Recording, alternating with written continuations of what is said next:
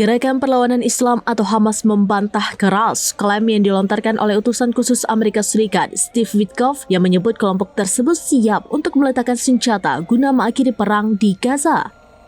Dalam pernyataan resmi, Hamas menegaskan bahwa perjuangan bersenjata akan terus dipertahankan selama pendudukan Israel masih berlangsung.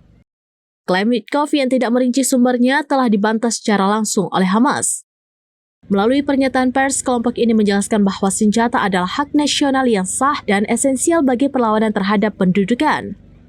Hamas menggarisbawahi bahwa hak ini dijamin oleh hukum dan konvensi internasional, serta tidak dapat dicabut hingga seluruh hak rakyat Palestina dipulihkan sepenuhnya.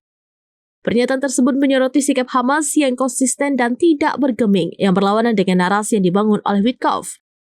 Hamas menegaskan bahwa prasyarat utama untuk menghentikan perjuangan bersenjata adalah terbentuknya negara Palestina yang merdeka dan berdaulat.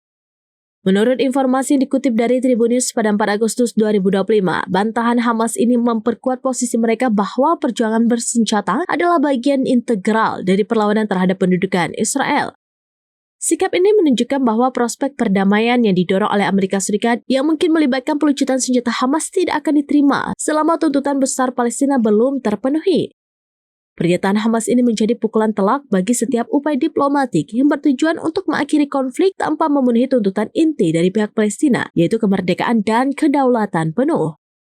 Hamas terus berpegang teguh pada prinsipnya bahwa perlawanan adalah satu-satunya jalan untuk mengakhiri pendudukan dan mengembalikan hak-hak rakyat Palestina.